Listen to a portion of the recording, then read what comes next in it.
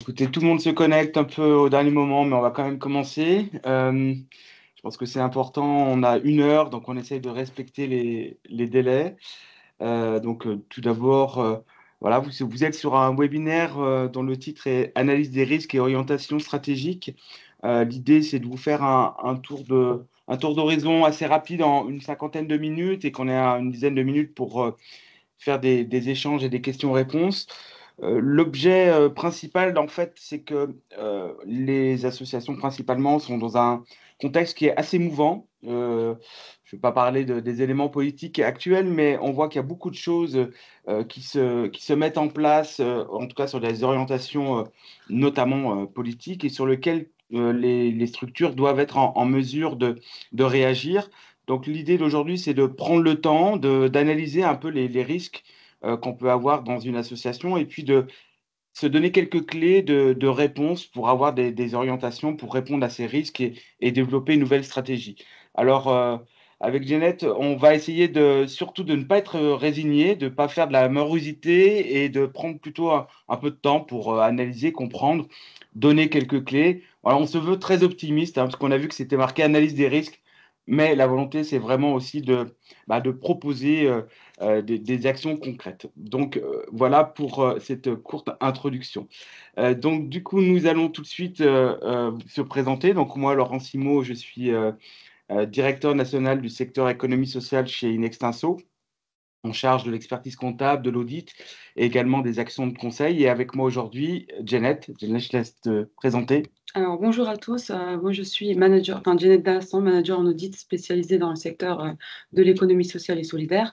Et puis, à travers nos missions d'audit, nous aussi, on se focalise sur l'analyse des risques et puis, enfin, à travers le contrôle interne. Donc, c'est aussi notre sujet dans le vite. Voilà, donc James nous apportera son regard auditrice et la manière dont on apprécie certains risques au niveau de nos clients associatifs.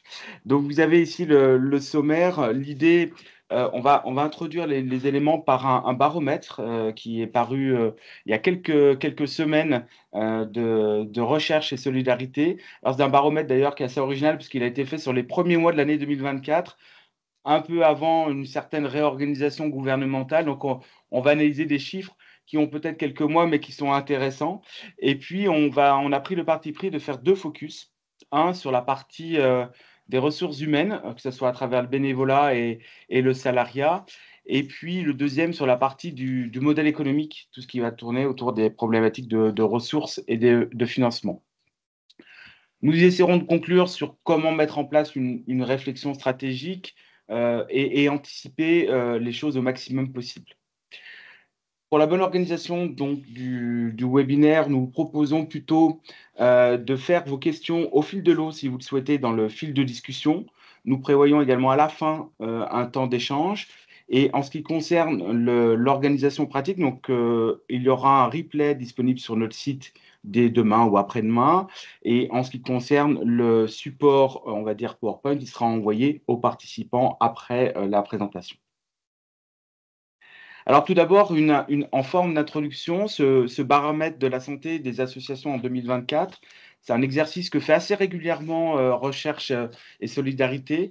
Donc là, vous avez une étude qui a été publiée en octobre sur la base d'enquêtes qui se sont passées entre mars, avril et mai 2024. Alors, souvent, ce genre d'enquête est toujours un peu, effectivement, un peu morose. On s'inquiète toujours un peu. Et ce qui est intéressant pour nous, c'est de voir les tendances.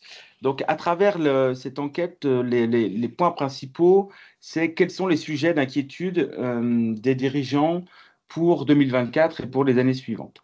Donc, vous avez ce graphique qui met en valeur 2 points essentiels.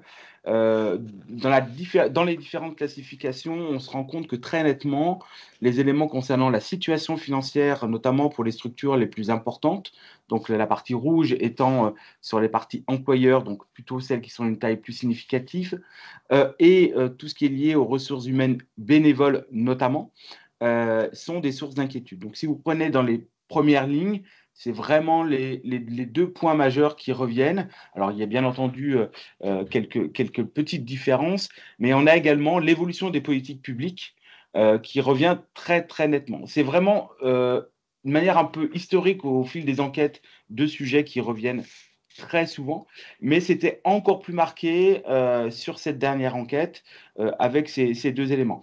Ce qui revient vraiment, c'est cette partie d'inquiétude, c'est-à-dire le fait qu'il y ait peu de visibilité sur l'évolution des politiques publiques et qu'on a peu de visibilité finalement sur l'évolution de sa situation financière. À travers la deuxième partie de l'enquête, l'enquête se focalisait sur les projets. Alors, elle prend allez, 5 ans de recul, donc forcément, on a une période Covid au milieu, donc qui n'était pas forcément la plus simple. Mais ce qui est un petit peu inquiétant, c'est effectivement que la baisse assez forte des potentiels projets que souhaiteraient mener les structures. Donc, on a notamment sur le sous-total négatif, on a également pas assez de réponses ou pas assez d'éléments qui revient assez fortement. Ce qui veut dire qu'on a une forme d'incertitude. Difficulté de se positionner, j'aimerais avoir des projets, mais très très difficile de savoir où on en est en termes d'évolution justement des politiques publiques ou de ma capacité à capter du financement. Donc je ne me lance pas ou je ne sais pas si je suis en capacité de le faire. Donc nous, ce qu'on a retenu de cette enquête, c'est vraiment deux grandes tendances. Le premier qui tourne autour du bénévolat. Alors bénévolat au sens large, mais également, et de manière plus précise, tout ce qui concerne le renouvellement des organes de gouvernance. Un vrai sujet d'inquiétude de pouvoir renouveler ces dirigeants associatifs qui sont quand même la base du fonctionnement des entités associatives et avec surtout peu d'espoir d'amélioration. Dans les sous-questions, on voyait que souvent, ce qui revenait, c'était actuellement c'est déjà délicat, mais on voit peu de possibilités d'amélioration à l'avenir. La deuxième, effectivement, les situations financières, avec notamment cette évolution des politiques publiques qui est jugée défavorable et surtout peu visible. Donc, des difficultés à maintenir ou développer des projets. Alors, on vous a donné quand même quelques éléments d'appréciation à travers cette enquête. Le premier, effectivement, c'est que plus le nombre de salariés est important, plus la taille de la structure est importante, plus les difficultés financières sont affirmées et un vrai sujet d'inquiétude sur l'avenir avec les responsabilités d'employeurs, la préoccupation de préserver les emplois. Et donc, plus on est grand et plus on s'inquiète par rapport à cet élément-là. On a également une volonté d'avoir quand même des nouveaux projets sur les plus grandes associations, les plus de 20, c'est-à-dire l'identification de besoins qui sont, eux, croissants, et la volonté de mettre en place des projets, mais avec une incertitude sur les modes de financement. Et puis encore deux points importants, des incertitudes plus marquées, plus vives dans les territoires ruraux ou les quartiers prioritaires de la ville. On va dire tous les éléments hors urbains classiques, on va dire, donc une certaine fragilité, et surtout ce mot incertitude qui revient très fréquemment dans l'enquête, c'est-à-dire une difficulté d'anticiper. Finalement, un peu on subit et c'est difficile de savoir comment on va se mettre en place. Donc voilà, à travers cette présentation, l'idée que nous avons prise, c'est de travailler sur ces deux grandes tendances et de vous donner quelques clés. Alors on verra ce qui est possible ou pas. Donc je vais essayer d'abord, Janet, nous parler de la politique RH, donc à travers deux prismes que sont les ressources humaines bénévoles et les ressources humaines salariées. Alors, du coup, on va commencer par la partie du bénévolat en général, puisque, comme vous le savez, le bénévolat, c'est une source de richesse importante au sein des associations, puisque les bénévoles font partie des moteurs essentiels pour le bon fonctionnement d'une association. Et d'ailleurs, c'est bien pour cela que les associations essayent de mobiliser le plus possible de bénévoles et puis de les fidéliser pour les garder sur une durée à long terme. Alors, mais on sait que c'est pas forcément évident. Alors, il y a des enjeux et des difficultés, notamment sur le plan de recrutement des nouveaux bénévoles, lors de la mise en place de la politique de recrutement, puisqu'il faut en fait définir clairement les critères de sélection, puis les procédures à suivre pour le recrutement. On a aussi le risque de requalification du bénévolat en salarié. Il faut identifier en fait clairement les fonctions d'un bénévole au sein de l'association et les distinguer du poste du salarié. On a aussi une problématique au niveau de l'adéquation entre implication et niveau de décision des bénévoles vis-à-vis des salariés. Alors, du coup, pour remédier à tout cela, on a quelques exemples d'actions à vous proposer. Alors, tout d'abord, il faut être clair. Alors, pour recruter des bénévoles, il convient tout d'abord de mettre en place une bonne stratégie. Et quand on dit bonne stratégie, en fait, ça doit répondre à la fois aux besoins et aux attentes de l'organisme associatif, mais à la fois celui du bénévole. Les deux parties sont vraiment importantes. Et pour cela, du coup, on propose déjà tout d'abord, on va commencer par un point important. Enfin, je dirais même que c'est le maître mot d'une bonne stratégie, c'est la valorisation de l'implication du bénévole. Que ce soit en termes de remerciement, de mise à l'honneur lors d'un événement ou même de valorisation comptable, au pied du compte de résultat ou dans l'annexe des comptes, on a différents moyens pour valoriser le bénévolat. Et en fait, la valorisation, elle a pour objectif de rendre compte de l'utilité sociale du bénévolat. C'est donc essentiel et indispensable. D'ailleurs, la valorisation financière est même obligatoire depuis l'ANC 2018-06, comme vous le savez, au pied du compte de résultat. Alors, du coup, en cas de besoin, on doit accompagner les bénévoles et puis on doit se réinterroger sur la stratégie, l'implication de chaque bénévole dans le domaine de prédilection. Et puis, en fonction de ça, il ne faut pas hésiter à investir dans la formation des bénévoles pour leur monter en compétences. Au niveau de l'interne, donc au niveau du point de vue de l'association, on peut aussi améliorer les procédures en interne, puisque vous le savez, le bénévole n'est soumis à aucun lien de subordination juridique. Sa participation, elle est volontaire. Mais ce n'est pas parce qu'il n'y a pas de contrat au sens juridique du terme entre un bénévole et une association qu'il ne doit pas y avoir de règles de jeu. Au contraire, en fait, il faut mettre en place une politique de bénévole et une charte de bénévolat. Et puis, on a aussi un autre moyen, enfin, en cas de nécessité, il ne faut pas hésiter à faire appel à l'externe ou à l'accompagnement de la structure, à avoir recours à des intervenants externes pour valider les choix en interne. Donc, Janet, tu nous parles vraiment en fait de recrutement. Oui, c'est ça. En fait, C'est-à-dire qu'on j'en recrute des veux. bénévoles comme on recrute des C'est ça, salariés. exactement. D'accord. C'est comme un point important. Je pense que c'est pas forcément quelque chose auquel on s'attend, mais d'avoir même l'accompagnement extérieur pour avoir une politique en place de recrutement, de valorisation, un peu comme on le ferait pour les salariés. Je pense que Exactement. c'est intéressant. C'est un peu la même chose. Et puis du coup, là, on a parlé un peu du bénévolat au sens large, mais on a aussi le bénévolat au sens de la gouvernance. Alors, ce n'est pas exactement la même chose et ce n'est pas les mêmes enjeux. Du coup, là, on doit anticiper le besoin de renouvellement et de recrutement au niveau des bénévoles exécutifs aussi. Donc là, on parle de ceux qui assurent les fonctions dirigeantes, c'est-à-dire le président, trésorier et secrétaire, etc. Là, on a deux points de difficulté. Alors, une première problématique qui est liée à l'âge moyen qui augmente, notamment dans les structures de taille significative. Et donc, par la suite, on a des difficultés à recruter qui conduit malheureusement à la nécessité de regroupement avec d'autres entités. On a aussi également la problématique de temps et au niveau du professionnalisme exigé par ces fonctions qui constitue malheureusement un frein au nouvel recrutement. Et du coup, pour cela, on a mis en place. Peut-être juste, Oui, Janet, en fait, ce que tu montres là par là, c'est le fait que finalement, avec des tailles très significatives, on a du coup des enjeux sur les personnes qui se retrouvent en fonction de présidence ou de trésorier, bah, de fortes implications.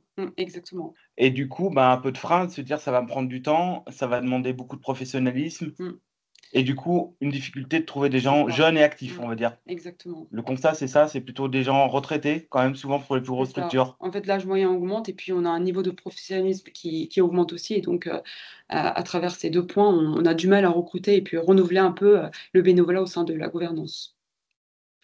Et donc, pour répondre à ces deux problématiques, on doit tout d'abord définir en fait la répartition des rôles et des pouvoirs entre bénévoles et gouvernance par des fiches de délégation précises, par exemple. On doit aussi sensibiliser au sujet de la responsabilité des dirigeants auprès des bénévoles et puis des salariés. On doit également établir un planning annuel des réunions d'instance et de leurs attributions. Du coup, pour tout cela, en fait, il faut poser les bonnes questions. C'est-à-dire, il faut se poser les questions comme comment sont répartis les rôles entre le pouvoir de gouvernance et la direction, quelle est la composition des instances de gouvernance, c'est-à-dire les compétences, expérience, âge, implication, quelle est la fréquence des réunions d'instance, du bureau, du CA, de l'AG, et puis les documents objets des délibérations sont-ils clairs, pédagogiques et transmis dans les délais raisonnables. Ça, c'est important aussi. Pour tout cela, il faut définir les attendus en termes d'intervention, de communication. et rédiger et mettre à jour des fiches de délégation claires. En fait, pour résumer, à travers ces points, on souligne vraiment l'importance de la formalisation des procédures en interne pour décrire la responsabilité de chacun à travers la répartition des rôles et des pouvoirs. Donc voilà, après notre focus sur le bénévolat, on va également parler des ressources humaines salariales qui sont Alors, un aussi, objet quand même effectivement principal à travers mm, ces éléments-là, c'est que les fonctions soient claires. oui, C'est-à-dire que quand on prend un poste de présidence, on arrive à bien délimiter ce qu'on fait ou pas pour éviter d'avoir cette idée qu'on passe trop de temps et que ça va soit vraiment trop lourd. c'est ça. Donc, Et du coup, ça puis, fait le lien avec la mm, séparation avec les salariés. D'accord. c'est ça. Et du coup, on va parler de la partie ressources humaines salariées, qui est aussi un point très important au sein des associations. C'est un point important. On a également des difficultés pour recruter et pérenniser les emplois. Alors, ça peut paraître logique, mais en fait, dès qu'on a des tensions salariales et des difficultés de recrutement, les impacts financiers sont immédiats. En parallèle, on a des associations qui sont exposées aux métiers en forte tension de recrutement et donc peinent à fidéliser leurs emplois. On a également des difficultés de recrutement liées à la concurrence, malheureusement, du secteur marchand. Les écarts de salaire sont souvent plus avantageuses, enfin, les salaires sont plus avantageuses dans le secteur commercial sur des postes équivalents. Dans le milieu associatif, on a aussi recours important au temps partiel. Les emplois sont précarisés puisque le secteur associatif est souvent face au décalage de financement. Du coup, on a quelques pistes d'organisation pour remédier à Oui. tout cela. Je rebondissais simplement sur les difficultés de recrutement. On voit effectivement sur des Mmh. secteurs comme l'animation, l'aide à domicile, ou même d'ailleurs les postes d'infirmiers dans des EHPAD ou des choses comme ça, des Oui, vraies exactement, dans le difficultés de milieu recrutement médico-social, ouais. où on a à la fois cette problématique de métier en tension, Mmh, difficulté, et en plus, bah, on va dire une problématique souvent d'écart de salaire. malheureusement, Et ouais. voilà, et le fait de travailler en association ne suffit pas toujours à retenir ce type de salarié. Alors du coup, on a quelques pistes d'organisation, pour pouvoir recruter au mieux des salariés, dans le secteur associatif. Alors ce qui est important, comme on l'a dit aussi précédemment au niveau du bénévolat, il faut valoriser, l'action associative, ses valeurs d'engagement pour motiver les candidats. On doit proposer des perspectives d'évolution, des compétences, de formation, la mise en avant des compétences. Il faut également, en parallèle, se préparer au turnover, par des écrits, par des positionnements précis sur les tâches et des procédures fiables. Il faut pouvoir identifier, les fonctions clés pour pérenniser au mieux, celles qui peuvent éventuellement, déléguer, aux prestataires. Et puis, il faut pouvoir assurer l'équilibre des fonctions, prise des décisions entre bénévoles et puis les salariés.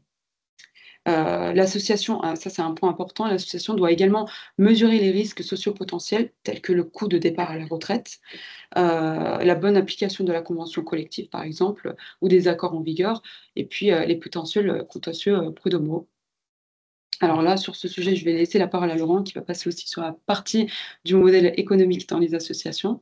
Alors peut-être juste un point un peu différent, en tout cas dans ce que je vais habituellement, tu as indiqué se préparer au turnover. C'est un peu cette idée Mmh. de dire, bah, quoi qu'il en soit, les gens vont partir un jour ou l'autre, et peut-être que maintenant, ils ont tendance à partir plus rapidement.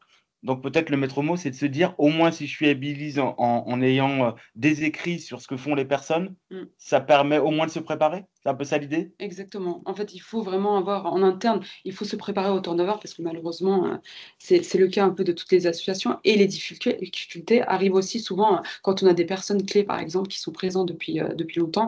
Donc pour cela, il faut renforcer le contrôle interne et le formalisme en interne pour anticiper, en fait, le départ, de ces personnes clés, D'accord. pour Non, mais éviter ce c'est genre de problème. intéressant. En fait, se dire, quoi qu'il en soit, ça va être dur de garder. Mmh. Voilà, moi, j'ai eu récemment quelques clients qui me disaient, bah, voilà, avant, on avait des postes qui étaient souvent très souvent pérennes dans le temps. Là, on doit s'habituer un peu plus à ça. Et donc, c'est pas une fatalité en soi, mais en tout cas, se préparer. Oui. Merci, Janet. Donc, sur la partie du modèle économique, alors je tiens tout de suite à le dire en préambule, on pourrait faire des journées entières sur le modèle économique. On a pris, euh, on va dire, le choix de faire deux, trois focus. D'abord sur la recherche de ressources. Après, on verra, on va évoquer, je ferai un petit focus sur, par exemple, le mécénat pour voir un peu comment ça se passe. Et puis, essayer voilà, de réfléchir un peu sur ces modèles stratégiques. Donc, à travers cette diapo, moi, j'ai J'ai fait le choix là, vraiment d'avoir que 3 focus. Principalement, quand on pose question sur les ressources, on a tout ce qui est lié aux subventions et concours publics, politique publique, tout ce qui va être lié aux dons et mécénats, et puis cette grande catégorie des ressources propres sur lesquelles je reviendrai. Les constats, les perspectives pour chacun, pour les subventions et concours publics, bon, tout le monde le sait, on est plutôt globalement dans un environnement où les financements publics sont assez contractés, sont orientés plutôt sur des projets, et on voit que la partie fonctionnement est souvent quand même un peu plus délicate à pérenniser. Et puis, voilà, on est soit dans la stagnation, soit on le voit notamment là sur 2024-2025, des annonces de diminution, en tout cas sur les parties de fonctionnement, alors que par ailleurs, on a eu plutôt quand même des tendances inflationnistes sur les 2, 3 dernières années. Les perspectives sont lesquelles? La tendance va continuer sans doute sur la partie de commande publique et non plus de fonctionnement ou d'appel à projet. J'y reviendrai peut-être tout à l'heure. Donc, en fait, des vraies questions autour du positionnement de partenaires de l'association pour de nouveaux projets et puis clairement identifier les priorités des collectivités. J'enfonce un peu une porte ouverte, mais la question n'est pas de savoir si on est pour ou contre cette évolution. La question, c'est est-ce qu'on peut faire partie des priorités qui sont données par les collectivités qui nous entourent et de voir de quelle manière on peut se positionner. C'est important, voilà, on peut critiquer ou pas, mais en tout cas la question c'est est-ce qu'on peut en faire partie en tant que partenaire.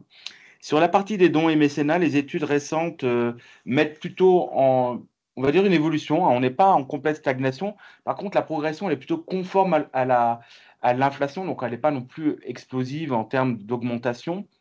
En revanche, on a, il ne faut pas te le cacher, je suis désolé, j'ai utilisé un vilain mot, marché, mais on a un marché plus large. C'est-à-dire qu'en fait, que comme beaucoup d'acteurs se posent des questions sur les recherches de leur mode de financement, bah, beaucoup essayent de s'ouvrir en allant chercher du mécénat et des dons.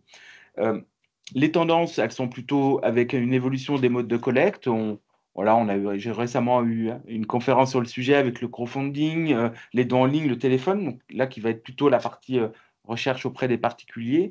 Et puis sur les mécénats entreprises, des vrais sujets. Là, je vais faire un petit focus tout de suite après, savoir on a un potentiel assez fort. Mais par contre, comment on arrive à mettre en adéquation les projets de l'entité avec une recherche de mécénat de type entreprise. Et puis sur les ressources propres, bah, la question c'est que tous, je crois, cherchent à renforcer la partie de ressources propres, c'est-à-dire celle qu'on peut maîtriser. Donc forcément, il y a une question après de tarifs, de qu'est-ce qu'on met en place. Donc on va dire qu'il y a quand même 2 grandes tendances à l'intérieur de ces ressources propres. La première, bah, c'est tout ce qui est lié aux cotisations, aux adhérents, c'est-à-dire vraiment, bah, est-ce qu'on augmente nos tarifs et jusqu'à quel prix, jusqu'à quel coût pour être dans notre partie d'action sociale, le cas échéant. Et puis le deuxième, assez significatif, bah, c'est de se dire, voilà, comment on peut proposer des offres ou des prestations rémunérées en concurrence avec potentiellement de la fiscalité, mais là, je ferai un focus sur ce cas-là. Sur la partie mécénat entreprise, quelques pistes, en tout cas, dans cette carte de recherche de mécénat, euh, plutôt des formes d'attention, hein. Le premier, c'est que pour pouvoir faire une recherche importante et intéressante, il faut vraiment que le projet soutenu soit en accord avec la stratégie de l'entreprise. Donc, en gros, on déconseille de faire un dossier unique et de l'envoyer à 100 grandes entreprises. La question, c'est vraiment, on développe un projet en adéquation avec la stratégie de l'entreprise de manière à faire du partenariat à long terme. On voit que ça fonctionne vraiment que dans ce cadre-là. On peut trouver une première opération limitée, je pars de la gauche vers la droite et je tourne, c'est-à-dire se dire, je peux faire du one-shot avec une structure pour essayer un peu de l'hameçonner, pour lui donner envie de travailler avec nous. Donc ça peut être toujours intéressant, hein, de dire je fais une action, puis après je cherche à aller un peu plus loin. Ne pas oublier que dans les formes de mécénat, on peut avoir bien entendu du mécénat financier, mais qu'on peut aller chercher aussi du mécénat en nature ou de compétences auprès de l'entité. Et puis, c'est-à-dire la vision côté entreprise, ne pas oublier les deux parties de droite, que le personnel de l'entreprise ou de la société soit bien associé aux actions de mécénat. C'est-à-dire, au-delà de l'information, c'est essayer d'avoir une démarche d'engagement collectif et individuel qui soit forte. On le voit de plus en plus, des mécénats où on demande un mécénat financier, mais on propose aux salariés de l'entreprise de participer à l'activité ou de faire du bénévolat ou, le cas échéant, du mécénat de compétences. Et puis après, voilà, quel est mon territoire, quel est mon groupe de personnes, quels sont les partenaires ou les sociétés que je pourrais associer. Donc là, on pourra vous faire référence à la fin également sur des conférences qu'on a déjà animées sur cette thématique-là. Donc, maintenant, forcément, si on recherche des nouvelles ressources, la question c'est, alors je ne veux pas dire diminution des coûts, hein, je fais exprès, maîtrise des charges. Quels sont les points un peu importants à réfléchir en maîtrise des charges. Donc là, l'idée, comme on vous l'a indiqué, c'est pas de faire de la morosité, plutôt que de réduction, c'est optimisation. Pour bien optimiser, souvent, on part quand même de ces 2 ou 3 points de départ essentiels. Connaître sa structure. C'est quoi mes charges fixes? C'est quoi mes charges variables? Qu'est-ce qui va évoluer en fonction des projets? Qu'est-ce que j'ai comme moyen d'analyse interne en comptabilité analytique, le fameux mot, mais qui permet de bien savoir entre mes activités, mes projets, comment sont affectés les produits et les charges. Et puis, qu'est-ce que j'ai comme outil, on y reviendra juste après, pour pouvoir identifier les éventuels dérapages. Donc, je vous ai pris simplement 3 focus qui sont intéressants, là encore, pour éviter les fameux réductions de charges, mais se questionner sur 3 catégories, les coûts récurrents, les coûts évités et ce qu'on peut mutualiser. On se rend compte encore assez fréquemment, Jeff pourra peut-être nous en parler, quand on fait nos audits, qu'il y a des coûts permanents qu'on peut réétudier, des conditions qui sont obsolètes, qui sont inadaptées.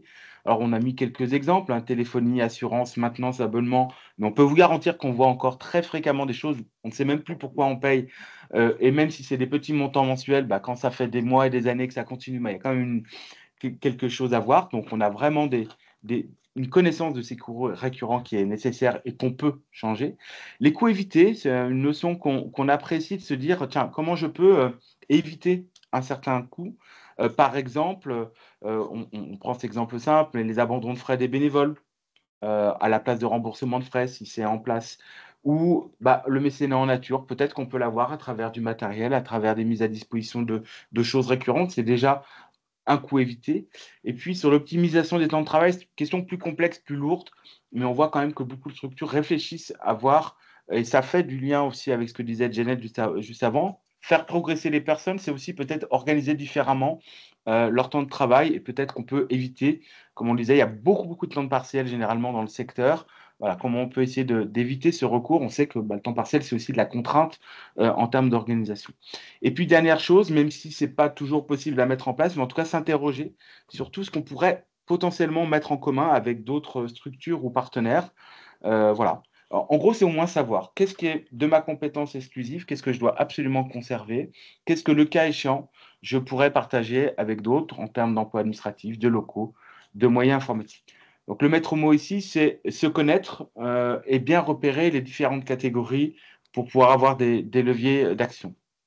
Donc, du coup, dans ce phénomène de pilotage, là encore, hein, quand on prend quelques grandes catégories, hein, en termes de ressources humaines, tu l'as déjà évoqué, Jeannette, c'est bien maîtrisé. On avait un client récemment qui nous parlait encore ben, de l'incidence des primes Ségur hein, dans le domaine du sanitaire, sur ces évolutions, ben, comment faire face quand on se retrouve du coup rattrapé par ces phénomènes-là, une convention collective avec une valeur du point qui augmente.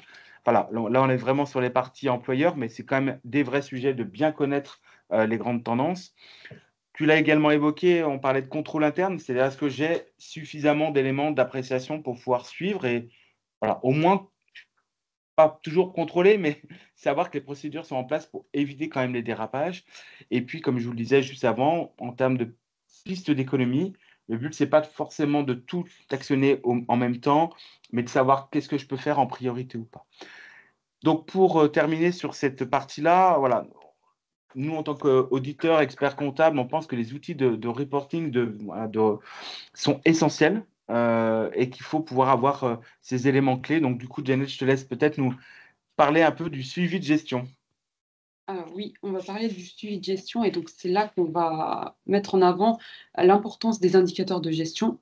C'est indispensable en fait d'avoir des indicateurs de gestion puisque la carence d'indicateurs fragilise la pérennité puisqu'elle ne permet pas en fait de détecter les problèmes et puis leurs sources. Et le fait de ne pas avoir d'indicateurs ou d'avoir peu d'indicateurs, ça signifie aussi perdre du temps pour identifier les problèmes. On n'oublie pas aussi que l'absence de tendance, malheureusement, ne sécurise pas le travail des salariés et puis des bénévoles. Et de plus, on sait que c'est évident qu'une navigation à vue, en fait, ça ne permet pas enfin, ça ne permet pas la prise de décision pérenne au développement et restrictions. Et un autre point important, c'est qu'on oublie souvent, mais les partenaires externes, en fait, cherchent des informations synthétiques sur l'état de santé de l'association. Ça, c'est un point extrêmement important, surtout, comme a dit Laurent tout à l'heure, lors des moments où on cherche du financement, où on cherche auprès de la banque à recouvrir le besoin de trésorerie à court terme. Alors, du coup, pour remédier à ça, qu'est-ce qu'on peut faire? On doit mettre en place en fait des indicateurs simples en adaptant à l'activité de l'association, en parlant d'un système financier fiable à ce jour, en restant simple sur la base d'indicateurs mesurables, cohérents, rapides et à obtenir. Et on ne se limite pas seulement aux données financières, mais on doit les croiser avec les éléments d'activité. Donc là, je parle du tableau de bord. Alors, pour rappel, le tableau de bord, c'est un outil de pilotage qui permet de suivre une trajectoire préalablement déterminée. C'est l'outil, entre guillemets, d'alerte. Pour ceux qui veulent approfondir ce sujet, Laurent a fait un webinaire qu'on peut trouver sur notre site internet In Extenso ESS. Alors, du coup, aussi, il y a un point important aussi, on doit privilégier une démarche globale, pas se concentrer seulement sur un point, mais avoir une vision globale. On doit croiser pour cela plusieurs indicateurs pour confirmer en fait les tendances à long terme. Et en prenant, du coup, à la suite de ces indicateurs, on doit prendre les décisions et adapter à vue des résultats. Alors, Jenny, je vais revenir sur ce sujet parce que Mhm. quand tu parlais de tableau de bord, trajectoire préalablement déterminée, ça veut dire qu'en gros, on a fixé des objectifs. Donc je reviens parce que c'est un vrai sujet. Effectivement, là, on est en fin d'année, mais de savoir c'est quoi mes objectifs d'activité sur 2025. Voilà, on pourrait faire un tour de table. C'est toujours intéressant quand même de savoir si vraiment très clairement on sait qui on va accompagner, combien d'heures Et c'est un vrai sujet, en tout cas, de savoir où on veut aller pour pouvoir croiser ces indicateurs. Donc on insiste un peu lourdement, mais en tout cas, dès lors qu'on va chercher des nouvelles ressources ou mettre en place de nouveaux projets, il faut avoir non seulement les indicateurs, mais aussi les objectifs qui soient très clairs. C'est ça. En fait, il ne faut pas hésiter à revenir sur les objectifs préalablement définis pour les mettre à jour et puis revoir la tendance, l'évolution et s'adapter en fonction de l'avancement des résultats. Alors, un point important, bien sûr, c'est la trésorerie. Alors, malheureusement, l'absence de trésorerie, c'est un risque immédiat d'arrêt d'activité. Et ça, malheureusement, c'est un mouvement qui est une des premières causes de défaillance des associations. Et donc, pour anticiper ça, on a de bonnes pratiques, des entrées de ressources. On doit miser sur la rapidité de la production des informations pour l'encaissement des soldes de subventions. C'est-à-dire qu'il ne faut pas oublier de produire l'information que le financeur nous demande pour qu'on puisse avoir les versements plus rapidement possible. On ne doit aussi pas hésiter à solliciter ou relancer pour les cotisations et les prestations. Et en parallèle, au niveau des charges, on peut, en consultant bien évidemment les conventions et les contrats, définir des échéances de paiement pour essayer d'avoir plus de décalage et puis retarder les paiements, pas retarder, mais les payer plus tard si vraiment on est en manque de trésorerie. Peut-être juste un sujet là sur la relance. Mm. Je me faisais la remarque il n'y a pas très longtemps en arrêtant des comptes pour une structure, me dire que quand il y a une perte sur une cotisation ou qu'il y a une perte sur un, entre guillemets, créance client, c'est tout de suite une perte immédiate. Il ne faut pas l'oublier. C'est-à-dire que, il suffit qu'il y ait quelqu'un qui ne paye pas pour allez, 800 euros d'impayés sur une prestation, c'est une Mm. perte sèche. Donc celle-là, elle est immédiate. Donc en tout cas, tout ce qui est procédure en termes de relance, de cotisation, de prestation, ça nous semble vraiment, nous, en audit, un point essentiel. Une des Exactement. premières questions qu'on pose d'ailleurs, hein. Oui, et malheureusement, enfin, les associations en général, quand on fait la phase d'audit, qui sont en absence de trésorerie ou en perte d'activité, souvent, en fait, ils ont pas d'outils de suivi des relances créances. C'est important, mais ils n'y pensent pas forcément. Et en fait, on y pense vraiment quand on est en manque de trésorerie et parfois, c'est un peu tard pour agir à court terme. Du coup, on a un élément qui est indispensable du coup pour ce suivi de trésor, c'est le prévisionnel de trésor qui permet de prévenir les risques de défaillance. Alors, c'est un outil simple à mettre en place, mais bien sûr, il faut le suivre dans le temps. Ne pas attendre les potentielles rentrées et rester proactive. Il faut anticiper les périodes les plus délicates en communiquant avec son banquier pour trouver des solutions en cas d'absence de trésorerie. On doit optimiser son besoin en fonds de roulement et on doit s'adresser aux structures accompagnatrices pour des prêts possibles également pour compenser cette absence de trésorerie. Alors, Du coup, on va vous parler de la mise en place de réflexion stratégique. Donc là, on va se focaliser sur des outils d'analyse de risque. Donc là, on va vous parler de la cartographie des risques. Mais peut-être juste en introduction, on va prendre Oui, deux parties. Une partie qui est plutôt l'identification et l'autre les propositions de réflexion autour. Donc, Janet, qui est plutôt spécialisée sur la partie c'est audit, ça, va nous parler de la fameuse cartographie des risques, un gros, parfois un gros mot, mais c'est ça ça. mérite quand même d'être utilisé. Tu nous Oui, expliques un peu du coup comment ça c'est fonctionne? ça. Alors déjà, c'est un outil important, alors que ce soit en interne, au niveau de l'association, au niveau de son contrôle interne, ou même nous, quand on audite, on se spécialise aussi sur les risques. On identifie les risques dans l'association pour pouvoir orienter nos travaux d'audit spécialisés. Alors, là, pour rappel, la cartographie des risques se définit comme la démarche d'identification, d'évaluation et de hiérarchisation et de gestion des risques inhérents. Alors, quand je parle de risques inhérents, pour être clair, c'est le risque théorique lié à l'activité de l'association. Et un risque, alors, se caractérise par la probabilité de survenance, d'occurrence aussi, et par son impact. Donc là, par exemple, on peut voir sur la matrice on a un axe qui définit le niveau de probabilité de survenance, d'occurrence. Et donc, on place le niveau du risque en fonction de sa probabilité de survenance. Et puis, on a l'axe qui est identifié sur son impact. Donc, c'est-à-dire que plus on a l'impact sur l'association, plus le risque serait critique, là, si on regarde les quatre niveaux.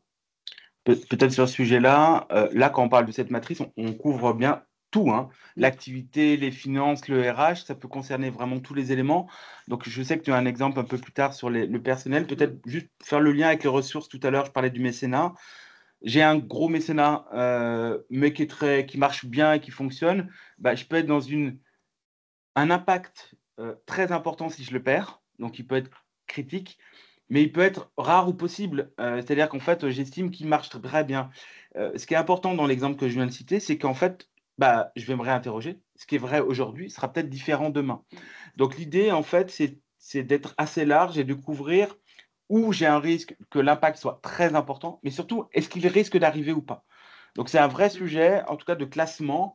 Donc voilà, c'est toujours un peu subjectif la manière de le prioriser, mais je peux vous assurer que c'est toujours intéressant de le faire une première fois et après de le faire évoluer. C'est ça, exactement. Donc là, une fois qu'on a situé en fait le risque au niveau de cette matrice, s'il est élevé, moyen ou modéré, on va ensuite se positionner sur une cartographie des risques qui est axée sur une matrice de priorisation. Parce qu'on a divers risques, on sait quel risque est plus élevé, quel risque est plutôt modéré ou moyen. Et ensuite, une fois qu'on a identifié le risque élevé, on va se positionner sur une matrice de priorisation pour savoir sur quel risque on va mettre la priorité. Donc là, si on regarde cette matrice, on va avoir deux axes. Donc la criticité, ce qu'on a analysé tout à l'heure. Si on est élevé, par exemple, on va se retrouver tout en haut et on va le placer sur l'axe de niveau de maîtrise. En fait, plus on maîtrise, enfin, plus la maîtrise va être faible, plus on va faire un traitement prioritaire dans ce cas-là. Alors, on a aussi également un webinaire Mm. sur notre site. N'hésitez pas à aller voir sur la cartographie des risques. C'est un outil proposé aussi éventuellement in extenso, si jamais vous avez besoin d'approfondir euh, Peut-être si on le reprend l'exemple de domaine. Mécénat, par Oui, exemple, exactement. j'ai un service interne ou une personne en charge du mécénat qui me dit que ça fonctionne très bien, c'est-à-dire que du coup, là, le niveau de maîtrise, on le considère optimum ou satisfaisant. Mm, Même si mon risque critique, bah, je vais surveiller. C'est-à-dire que chaque année, je vais me reposer la question, mm, mais je vais peut-être pas faire un traitement prioritaire. J'identifie par contre que potentiellement, on ne prend pas suffisamment de contact avec ce mécène et on ne sait pas très bien où il en est de ses orientations stratégiques, voire de sa situation économique. Le traitement devient prioritaire. Vous voyez, c'est assez simple comme organisation, mais en tout cas, ça nous permet de définir voilà, ce qui risque d'arriver et si c'est critique ou pas. Et selon ma propre organisation, si je dois le traiter en priorité ou pas. mm. C'est, on va dire, assez simple à dire. Je peux vous dire, c'est pas toujours aussi simple à faire quand on veut balayer large.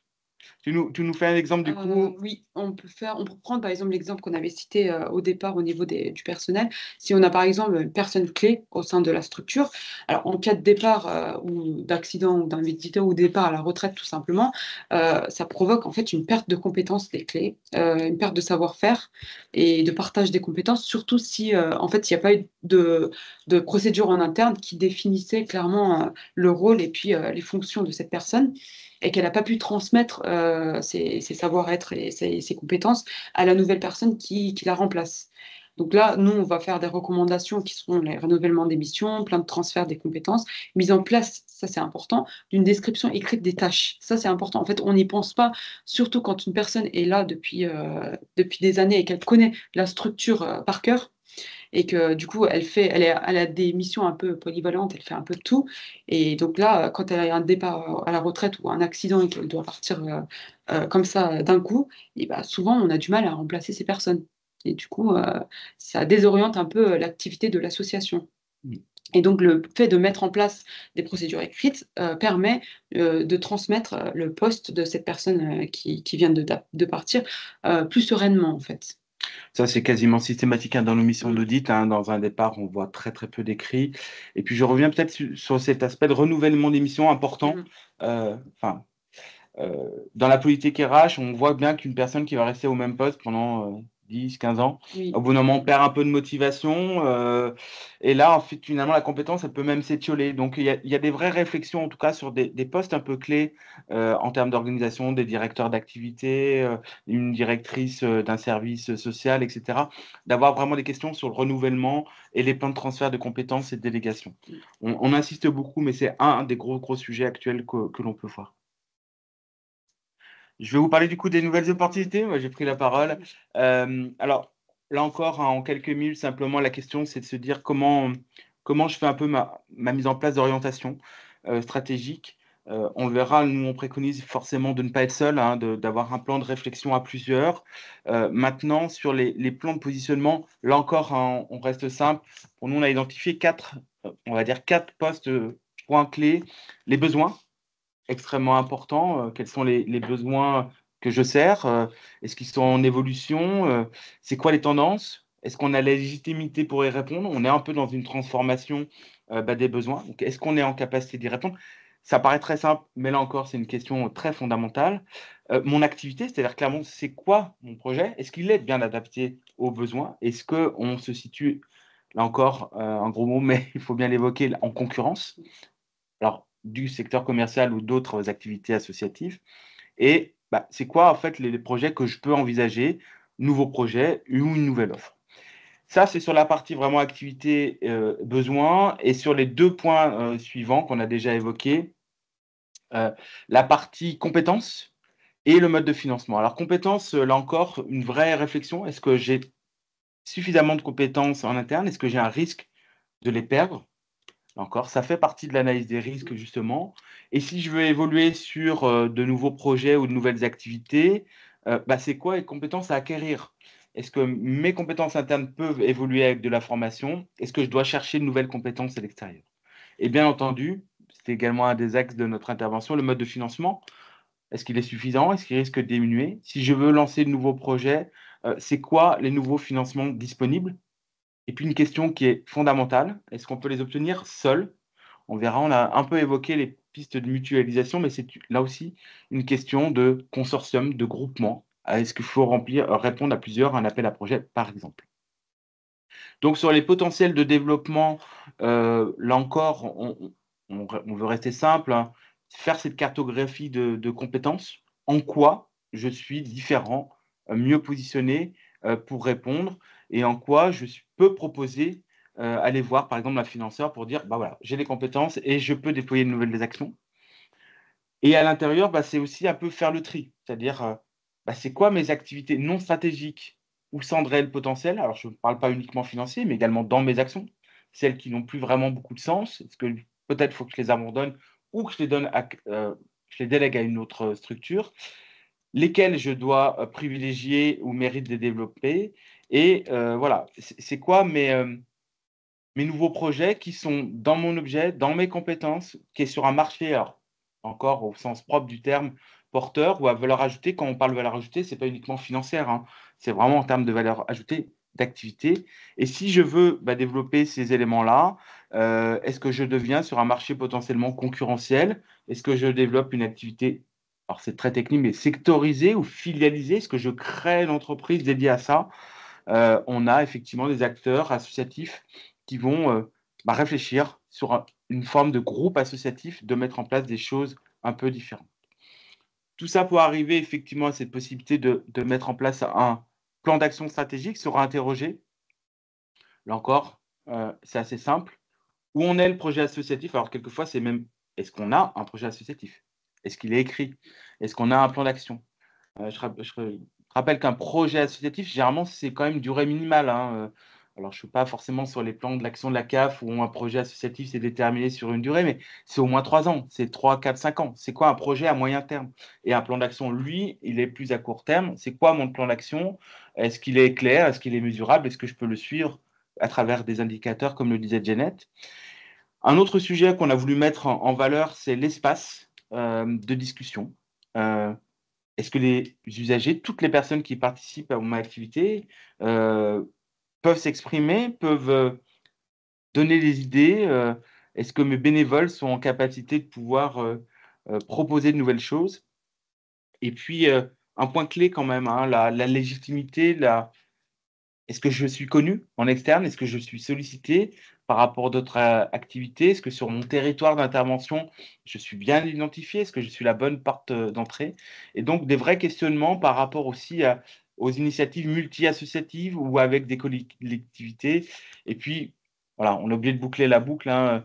La diversité et le renouvellement de la gouvernance, on ne pourra pas imaginer de nouveaux projets si on n'a pas de nouveaux apports au sein de la gouvernance. C'est très important. On entend souvent des personnes, euh, présidentes ou présidents, qui se posent la question, c'est mon troisième mandat, mais je trouve personne derrière. C'est vraiment un grand sujet aujourd'hui dans beaucoup de structures.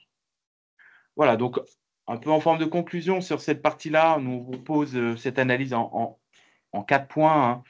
Premier point, c'est vraiment avoir une analyse globale de son positionnement. Ce n'est pas uniquement analyser ce qu'on fait, mais comment on est positionné sur notre secteur d'activité. Une vraie réflexion stratégique sur le projet, une multitude de modèles économiques.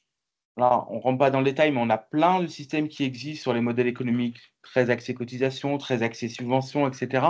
Mais savoir où on se place et c'est quoi mes grandes tendances. Alors, quelque chose qui paraît évident, mais encore à dire, mais qui n'est pas toujours vrai, c'est que le projet associatif, pardon, définit le modèle économique et non pas l'inverse. Ce n'est pas parce que je suis dans mon modèle actuel qu'il ne peut pas évoluer. Tout dépend de ce que je veux faire et de mon projet. Euh, et là encore, une vraie piste de réflexion de se dire, on prend un moment, on se réunit et on réfléchit à ce qu'on veut faire. Et puis, avoir plusieurs cordes à son arc. Malheureusement, là, on voit quelques défaillances, hein. Cette année, 24-25 risque d'être assez difficile, à mon avis, sur les défaillances associatives, y compris en termes financiers ou de trésorerie. En tout cas, ce que je peux vous dire, c'est que là, ceux qu'on a pu voir étaient plutôt ceux qui étaient très dépendants d'une forme de subvention ou d'une forme de financement. Donc, en tout cas, avoir plusieurs cordes à son arc en termes de produits et de ressources, c'est quand même extrêmement important. Et puis, voilà, je vais faire la transition avec Janet sur les indicateurs, les objectifs, les définir clairement à l'avance et les suivre. Du coup, Janet, Oui. sur la partie pilotage. Du coup, je rebondis un peu sur ce que Laurent disait. Il faut le définir en avance, donc prévenir les risques. La prévention des risques et l'existence de procédures internes sont souvent perçues comme le propre des grandes sociétés ou organisations, malheureusement. Mais à titre d'exemple, par exemple, le traitement de données les traitements informatisés font partie du quotidien, que ce soit en termes de cybercriminalité ou de manipulation des données personnelles, par exemple RGPD. Là, les associations de toute taille sont aussi concernées. Donc, il ne faut pas oublier et négliger ce point sur les associations. Alors, on peut d'ailleurs dire que sur la cybercriminalité, plusieurs attaques sur du sanitaire, Oui. dans les Mm. hôpitaux publics ou associatifs, et également Dans dans le des milieu groupes médico-social. médico-sociaux. Mm. Voilà, donc grande vigilance, hein, parce que là, ça peut être très, très compliqué. Exactement. Et du coup, pour prévenir les risques, on propose deux solutions importantes. C'est le recours à des prestataires externes, en fait, pour sensibiliser et puis conseiller sur la rédaction de procédures clés qui doivent être simples et adaptées à l'organisation. Et on a aussi, l'association peut aussi nommer au sein de son conseil d'administration une personne dont la responsabilité sera d'apporter justement son avis sur les procédures existantes et d'en proposer des évolutions. Là, l'intérêt principal, en fait, c'est d'obtenir un avis neutre et naïf pour se réinterroger, en fait, régulièrement sur sa capacité d'adaptation. Peut-être juste on a vu déjà certaines structures se disent on fait un rendez-vous annuel Mm, régulier, exactement. hein, sur un CA ou un élément où on se réinterroge en fait sur sa capacité. Je trouve ça Mm. intéressant. C'est un vrai comme modèle qui peut être intéressant à retenir. C'est ça, il faut que ça devienne un automatisme en interne de l'asso, en fait. Et du coup, prévenir les risques, mais le maître mot de la prévention des difficultés financières, c'est l'anticipation, bien évidemment. Il est important ici de signaler que quand l'association est déjà en difficulté, bah, les actions à court terme sont impératives et les réflexions stratégiques ne peuvent plus se développer. À contrario, en fait, dès lors que la structure aurait effectué des analyses en amont et identifié tous les leviers d'action en cas de difficulté, elle pourrait bien évidemment les actionner selon le degré d'urgence, et puis avoir des résultats immédiats par la suite. Alors que ce soit grâce à des conseils extérieurs, des bénévoles avertis ou des dispositifs d'accompagnement, une cartographie, par exemple, constituerait toujours un outil positif pour l'avenir. Oui, Oui, ça c'est clair. je te laisse la parole. Oui, merci. On a un tout petit peu accéléré pour respecter le timing. Mm. Peut-être juste en forme d'ouverture sur cette fin d'intervention, on voulait vous parler de l'ESG, qui est important parce que ces indicateurs environnement, sociaux et de gouvernance, voilà, c'est des enjeux pour les sociétés importants puisqu'on a cet environnement qui va demander de plus en plus d'impératifs de publication d'indicateurs. Ce qui peut être également une opportunité parce que ça peut justement être un moyen de mettre en place une politique RSE et d'avoir des partenariats associatifs. Donc, vous avez peut-être aussi une faculté de rentrer dedans. Maintenant, il y a également un enjeu pour les structures. En tout cas, moi, j'en suis convaincu et on va sans doute prévoir un prochain webinaire sur le sujet. On n'a pas d'obligation légale pour les associations de déclarer les indicateurs de durabilité. Et pourtant, on a beaucoup de subventions, on a beaucoup de dons, de mécénat. Je pense qu'on va attendre très prochainement au tournant les structures associatives sur la manière dont elles vont délivrer des indicateurs sur leurs impacts en termes environnementaux, sociaux et de gouvernance. Donc, ce n'est pas du tout à négliger. Donc, on pense que pour les plus vertueux, ça permettra peut-être d'accéder à de nouveaux modes de financement, voire pas les perdre. Donc, on vous donne quelques exemples. J'ai regardé un petit peu sur Internet. Pas beaucoup de structures qui publient ces types d'indicateurs. Donc là, on vous en donne quelques exemples, mais tout simplement, bah, c'est quoi mon taux d'émission de CO2 par rapport à mon activité, par rapport à mes transports, par rapport à... Je vous rappelle qu'on prend par exemple le transport salarié jusqu'à son lieu de travail. C'est quoi réellement mon égalité de traitement? C'est pas parce que je suis une association que forcément j'ai une égalité de traitement non discriminante, d'égalité de rémunération homme-femme, par exemple. Les achats responsables, là aussi, hein, c'est quand même vraiment, vraiment important, et ou la gestion des déchets. Alors, on vous en prend quelques-uns, mais voilà, moi je regarde dans les rapports d'activité, c'est souvent un peu faible, et on a vraiment des points importants. Je réponds tout de suite à Gaël. Oui, vous aurez nos prochains webinaires, et je pense que celui-là, on va peut-être le faire d'ailleurs, peut-être sur le mois de juin. Je vais y réfléchir, mais je pense qu'on a des vrais sujets. Merci beaucoup. Donc, du coup, on va passer au temps de questions-réponses. Alors, je vois qu'il y a plusieurs Oui, il y a choses. déjà pas mal de questions. Alors, pour répondre à la première question, oui, le support présenté serait disponible en replay d'ailleurs sur notre site. Et puis vous Et aurez puis, aussi le support. voilà, on l'enverra également par email. Peut-être juste quelques éléments. Mais si, Gilles, si tu es en ligne, si tu pourras nous faire un petit résumé éventuellement, si tu as le temps ou Ilana. Peut-être vous prendre, j'ai repéré quand même deux, trois petites choses. Notamment Gaël qui me posait des questions, c'est quoi les modèles économiques? Alors d'ailleurs, je devrais plutôt dire modèles socio-économiques. Euh, on a un replay d'ailleurs également sur une conférence qu'on avait organisée également avec l'IFMA, enfin c'est l'IFMA, l'Institut français du monde associatif, qui avait organisé cette conférence. Euh, la- En gros, vous avez également des études qui proposent 8 grands modèles. C'est pour ça que je ne vais pas rentrer trop dans le détail des modèles socio-économiques associatifs. Et en gros, qui vont partir du financement le plus simple d'une association sans salarié qui va fonctionner essentiellement par cotisation et éventuellement un peu de prestations à des structures de taille importante qui vont mêler euh, des financements européens avec des financements par mécénat, etc. Donc c'est vraiment comment on a un modèle qui va partir du financement simple à très hybride et très mélangé.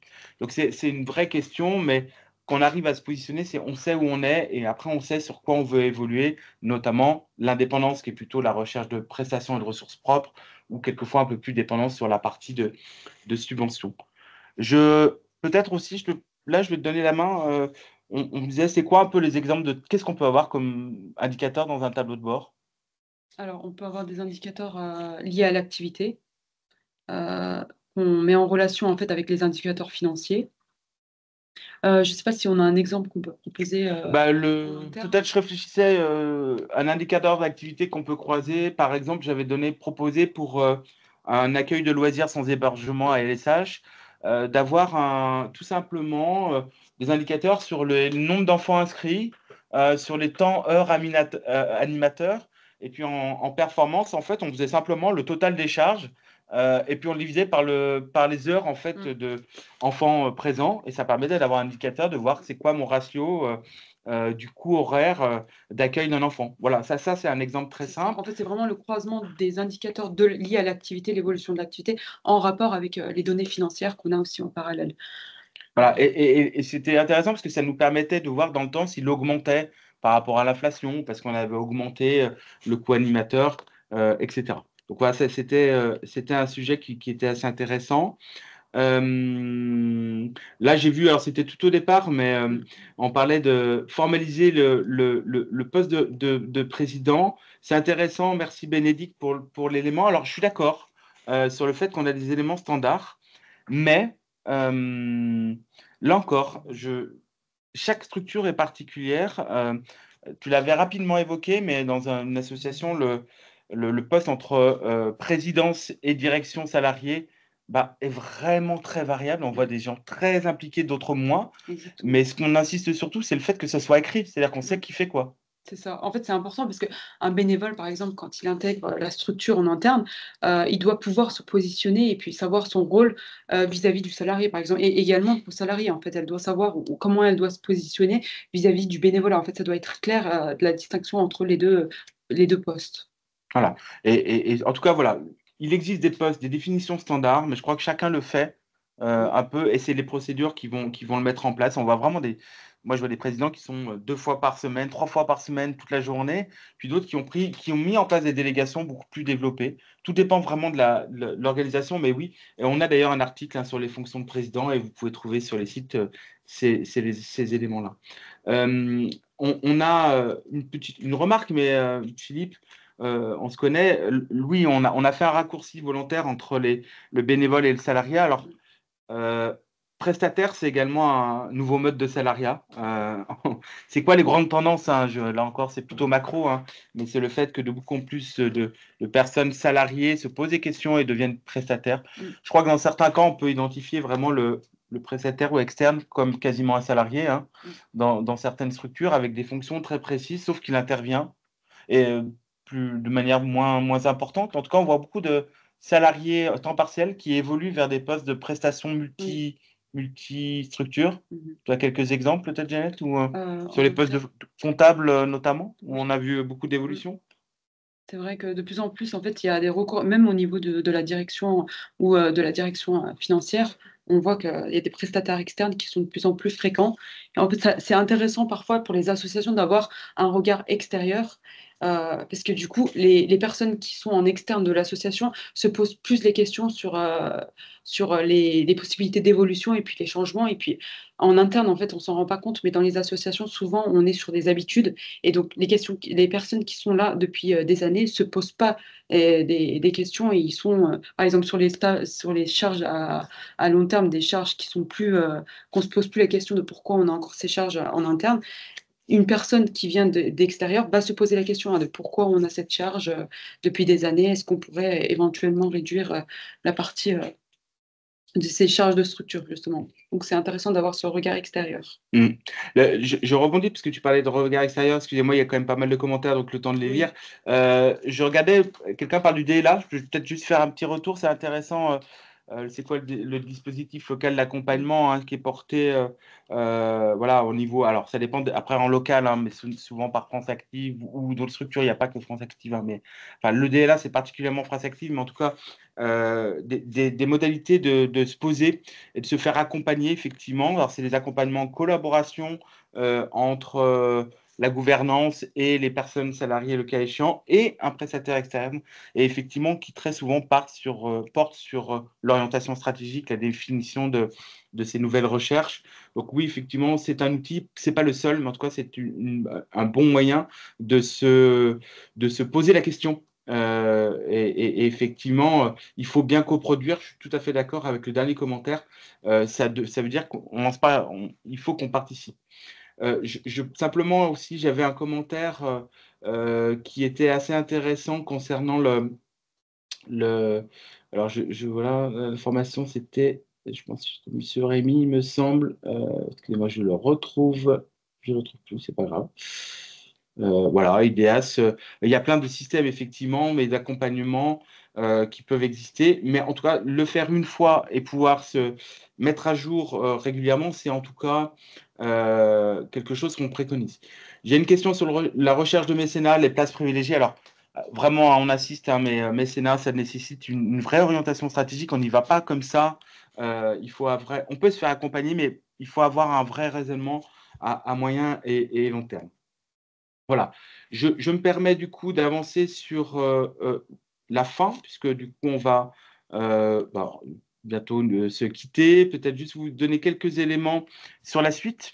Donc, pour aller plus loin, on vous redonne le nom, c'est sur notre site, hein, inextinso.ess.fr, de nos correspondants régionaux, si vous souhaitez les contacter. Et puisque vous l'avez indiqué, merci. Et j'aime bien quand on me propose de faire le lien pour la suivante. Donc, on organise en général tous les 2 mois ou 3 mois des webinaires. Donc, vous êtes là au niveau numéro 2 de l'année. Donc, l'annexe comptable et le plan comptable général qui a déjà été animé, qui est disponible en replay sur notre site. Nous aurons, alors, je me permets, avec Aurélie, les actualités du secteur de l'économie sociale. Bon, alors, après, petite parenthèse, si on a loi de finances entre-temps, ça nous aidera peut-être, ou loi de financement de la sécurité sociale, mais quand même, on fera un point global, n'oubliez pas, sur l'actualité du secteur économie sociale. On aura vraiment, alors c'est assez particulier, c'est la première fois qu'on va le faire en webinaire avec Guillaume et Cyril. Cybersécurité, je vous invite quand même sur une petite heure, c'est assez intéressant, Guillaume chez nous qui travaille beaucoup sur le sujet, a vraiment quelques exemples assez prégnants sur des fraudes qu'on a pu repérer dans nos secteurs. Et puis, dernière chose, la thème à venir, bah, c'est là, on verra en juin, peut-être ESG, on verra, donc tout ce qui est lié à la durabilité, qui pourrait être un thème intéressant sur ce mois de juin. Voilà, bah, écoutez, merci beaucoup. Donc, n'hésitez pas, notre site internet, qui est un site d'information, on le répète beaucoup, mais qui est là pour faire de la recherche. Et puis, sur nos réseaux sociaux, vous pouvez également avoir accédé à toutes nos informations. Merci. Merci beaucoup, Jeannette. Merci. Et bah, écoutez, bonne fin de journée à tous et à toutes, et puis à très bientôt. Bonne Au journée. revoir. Au revoir.